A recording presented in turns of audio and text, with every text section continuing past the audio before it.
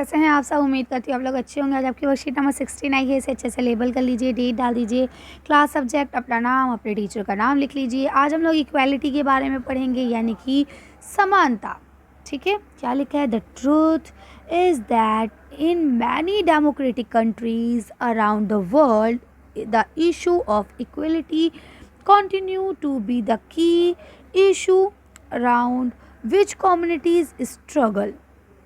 क्या बोलते हैं कि ये एक सच्चाई की बात है कि जितने भी डेमोक्रेटिक कंट्रीज़ हैं, यानी जितनी भी स्वतंत्र या लोकतांत्रिक देश है, मुल्क हैं दुनिया में, वो सब आजकल इक्वलिटी के इशू से जूझ रहे हैं, समानता के इशू से जूझ रहे हैं। कहीं ना कहीं हमारे देश में या जो भी देश डेमोक्रेटिक है वहाँ असमानताएं नज़र आ रही हैं। अच्छा, डेमोक्रेटिक किसे कहा जाता है? डेमोक्रेटिक का मतलब होता है वो देश जहाँ की सरकार वहाँ के नागरिकों के द्वारा ही बनाई जाए। ठीक है, वहाँ के सिविलियंस जो हैं वही अपनी सरकार को बनाते हैं। जैसे कि अब हमारे हिंदुस्तान में देखिए, किसी की भी सरकार आए, चाहे बीजेपी की आए, चाहे कांग्रेस की आए, उसको जिताने वाले कौन होते हैं? हम होते हैं, है ना। हम उन्हें वोट देते हैं तभी वो जीतते हैं। अगर हम वोट नहीं देंगे या हमारा वोट किसी और को चला जाएगा, तो जिसको हम वोट देंगे, जिसके पास हमारे ज़्यादा वोट जाएंगे, वो ही जीतेगा, है ना। तो कहते हैं फॉर एग्जाम्पल के तौर पे in the United State of America, अगर हम यूनाइटेड स्टेट ऑफ अमेरिका की बात करें, the Africa American whose asteroid were the slaves who were brought over from Africa continue to describe their lives today as larger unequally। अब बोलते हैं कि पुराने ज़माने में जब अमेरिका अमीर हुआ करता था और अफ्रीका बहुत ज़्यादा गरीब हुआ करता था, उस समय में अमेरिका के लोग अफ्रीका जाके वहाँ से कुछ लोगों को ख़रीद लाते थे एज अ नौकर, ग़ुलाम, है ना, एज अ सर्वेंट।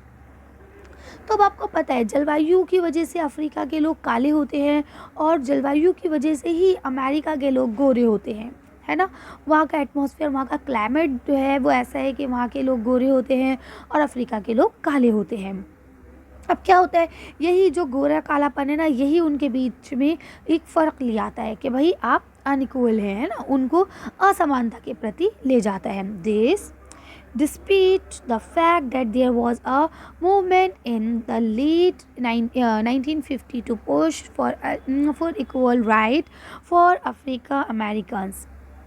अब बोलते हैं इसी के चक्कर में 1950 में एक अधिनियम बनाया गया, एक मूवमेंट शुरू किया गया, जिसके तहत उन्होंने कहा कि भाई आपको जो है सबको समानता का अधिकार मिलना चाहिए। लेकिन मिलना चाहिए कह दिया गया, लेकिन उसके बावजूद भी मिला नहीं। प्रायर टू दिस, इसके बावजूद भी Africa American were treat extremely unequal in the United state, यानी इन सब के बावजूद भी जो ये आपके अफ्रीका अमेरिकन थे, ये आज भी अनइक्वली ट्रीट किए जाते थे and denied equality through law. और ठीक है, जो लॉ के थ्रू इन्हें इक्वलिटी मिली हुई थी उसको डिनाई किया जा रहा था। नहीं ऐसा कुछ नहीं, चलो यहाँ से निकलो, ठीक है, ऐसे। For example when travelling the bus, मान लीजिए एग्जाम्पल के तौर पे अगर आप बस में ट्रैवल कर रहे हैं, कौन? अफ्रीका अमेरिकन जो थे, दे either had to sit at the back of the bus or get up from their seat whenever a white person wished to sit। यानी नंबर 1 बस है, बस में पहले तो आप सबसे पीछे की सीट्स पे बैठेंगे, आगे की सीट्स पे आप नहीं बैठ सकते। कौन? अफ्रीका लोग, है ना, अफ्रीकी अमेरिकन जो होते थे।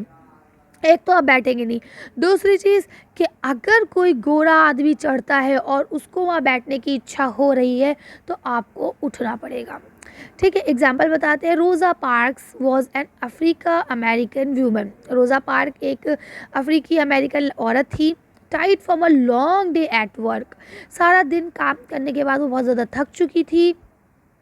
She refused to give up her seat on the bus a white man on 1 December 1955, यानी 1 दिसंबर 1955 में उसने अपनी सीट एक गोरे आदमी को देने से मना कर दिया। हर रिफ्यूज़ल, यानी जब उसने वो रिफ्यूज़ करा, that day start a huge aggression against the unequal way in the African American were treated and which come to be known as the civil rights movement। अब क्या बोलते हैं, देखिए इन लोगों को तो बहाने चाहिए होते थे। जब अमेरिका हमारे यहाँ पे था, अमेरिका है ना, ब्रिटिश लोग यहाँ पे हमारे वहाँ हुकूमत करते थे, तो वो यही हरकतें करते थे ना। तो वही उन्होंने वहाँ करा, वो तो खैर उनका अपना ही देश था। तो उन्होंने क्या काम करा, उसके ख़िलाफ़ आवाज़ उठाई और फिर एक की वजह से सबको ही परेशान करना शुरू कर दिया, जिसके बाद एक मूवमेंट स्टार्ट हुआ। उस मूवमेंट का क्या नाम रखा गया, सिविल राइट्स मूवमेंट। ठीक है, अब यहाँ देखिए लिखा है चैलेंजेस ऑफ डेमोक्रेसी। एक डेमोक्रेसी जो देश होता है, डेमोक्रेटिक देश होता है, उसके क्या क्या चैलेंजेस होते हैं, उसके मेनली 2 चैलेंजेस होते हैं। एक इकोनॉमिकली अनइक्वलिटी होता है और दूसरा सोशल अनइक्वलिटी होता है। देखिए कानून की नज़र में लिखित दस्तावेज़ों में आप कह सकते हैं हाँ हम सब बराबर हैं, अभी मैं वीडियो में करूँ हाँ हाँ मेरे लिए सारे बच्चे बराबर हैं, ठीक है। लेकिन इससे क्या होता है, मैं हो सकता है आप में से किसी एक बच्चे को ज़्यादा ख़ास रखूँ, उसके ही कमेंट्स का जवाब दूँ, तो क्या बाकी बच्चे मेरा कुछ कर पाएंगे, नहीं कर पाएंगे, है ना। तो क्या होता है, ये सामाजिक असमानताएं होती है जिसमें हम मुंह से तो बोल देते हैं हाँ हाँ ठीक है हो जाएगा, लेकिन रियलिटी में या मन से हम उस काम को नहीं करते हैं, ठीक है। और इकोनॉमिकली अनइक्वलिटी का तो मतलब आप सब जानते हैं कि पैसों से कमतर होना। अब जाहिर सी बात है, जो लोग गरीब हैं, जिनके पापा दादा पुराने ज़माने में गरीब रहे हैं और वो आज ख़ुद भी पढ़ नहीं पा रहे, तो वो कैसे अमीर हो सकते हैं। इसीलिए तो हमारी सरकार में उन्हें आरक्षण दिया जाता है कि भाई आप पढ़ो, फ़ीस भी उनकी कम कर दी जाती है, कई जगहों पे उनकी फ़ीस माफ़ कर दी जाती है, उनको स्कॉलरशिप प्रोवाइड की जाती है ताकि वो पढ़ें लिखें, इकोनॉमिकली फ़िट हो सकें, है ना, और सोशली हमारे बराबर आ सके, है ना। क्योंकि जब कोई इकोनॉमिकली अच्छा होगा ना, तभी वो सोशली बराबर आ सकता है, तभी वो अपने राइट्स को, अपने कहते हैं ना कर्तव्यों को समझेगा और आगे चलेगा। खैर आगे पढ़ते हैं, यहाँ देखिए लिखा है the civil right act of 1964 possible discrimination on the basis of the race, religion और नेशन ऑर्गन, यानी कि आप बोलते हैं फिर 1964 में एक एक्ट आया सिविल एक्ट करके, जिसमें उन्होंने बोल दिया कि अगर आप किसी की जाति, धर्म या मज़हब के हिसाब से या राष्ट्र के वो इस देश का है, इसके हिसाब से अगर आप भेदभाव करते हैं तो आपके ऊपर जुर्माना लगेगा। It's also started that all schools would be open to African American children. और उन्होंने ये भी कहा कि जितने भी स्कूल हैं वो सारे अफ्रीकन अमेरिकन स्टूडेंट्स के लिए खोल दिए जाने चाहिए, उन बच्चों को भी सबके साथ पढ़ने का अधिकार मिलना चाहिए।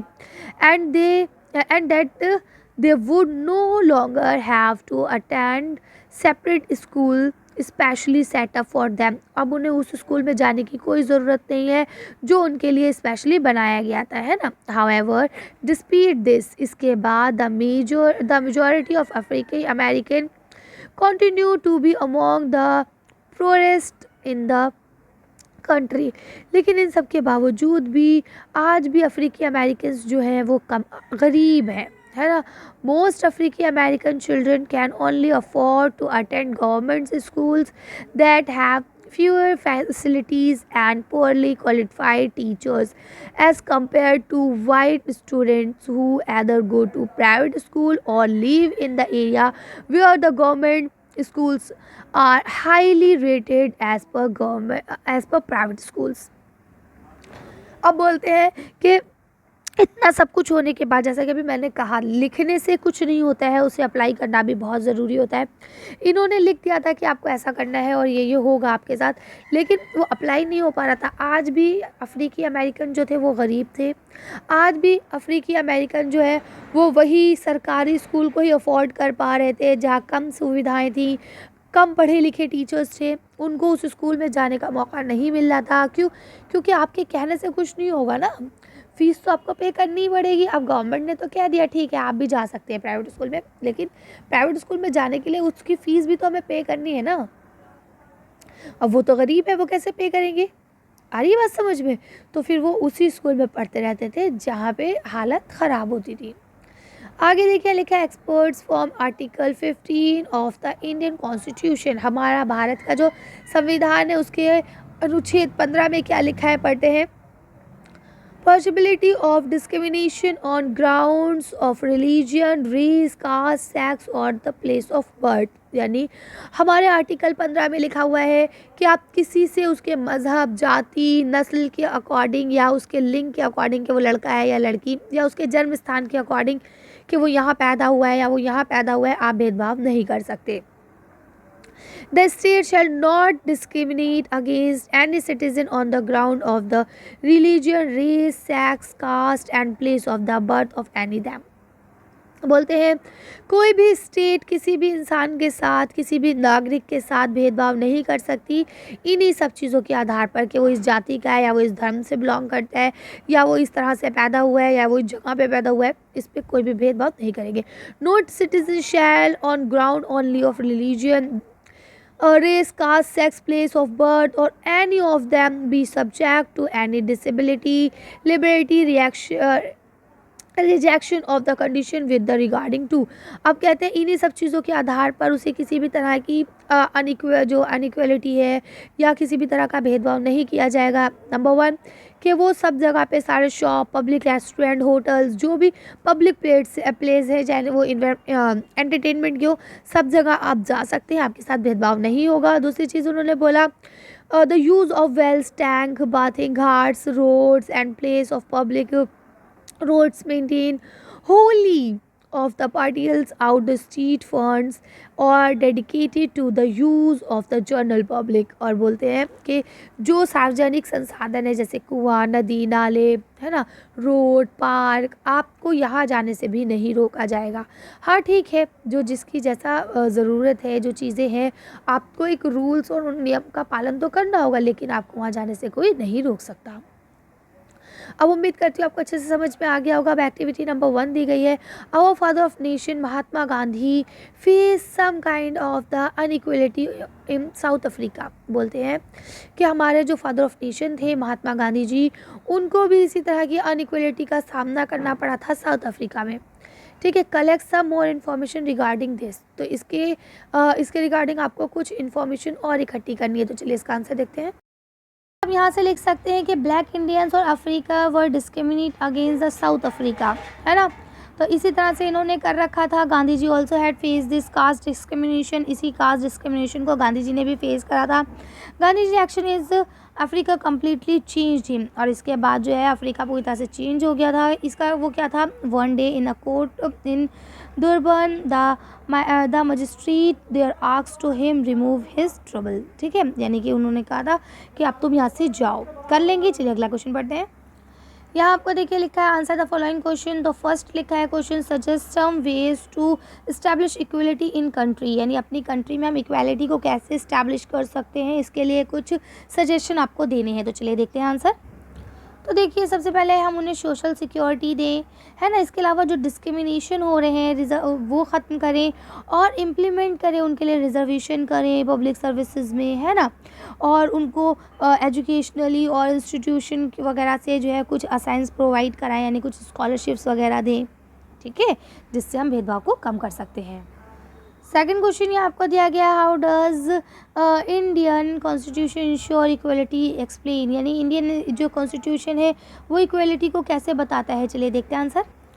तो आप यहाँ से लिखेंगे कि अंडर आर्टिकल 15, आर्टिकल 15 अनुच्छेद 15 के अंतर्गत बोलता है कि किसी भी तरह का भेदभाव करना, चाहे वो धर्म के हिसाब से हो, जाति के हिसाब से हो, किसी के हिसाब से भी भेदभाव करना दंडनीय अपराध है. तो इस तरह से ये हमारा जो इक्वलिटी है उसको इस्टेब्लिश करता है. लास्ट क्वेश्चन ये आपका लिखा है, why did the civilian rights movement start in USA in 1964. USA में 1964 में सिविल राइट्स मूवमेंट क्यों स्टार्ट हुआ था. चलिए इसका आंसर देख के वीडियो को फिनिश करते हैं. तो देखिए आप यहाँ से लिख सकते हैं आसानी से कि रोज़ा पार्कर जो एक लेडी थी, उन्होंने बस में अंग्रेज़ों को यानी गोरे आदमी को, सफ़ेद आदमी को सीट देने से मना कर दिया था. इसी के बाद से जो है ये आपका सिविल राइट मूवमेंट स्टार्ट हुआ था. कर लेंगे. चलिए तो आज की वीडियो को हम यही खत्म करते हैं. अच्छी वर्कशीट में बस इतने ही. अगर आपका वीडियो पसंद आई हो तो प्लीज़ इसे लाइक और शेयर करें. अगर अभी तक आपने मेरे चैनल को सब्सक्राइब नहीं किया प्लीज़ मेरे चैनल को सब्सक्राइब करें. Thank you for watching.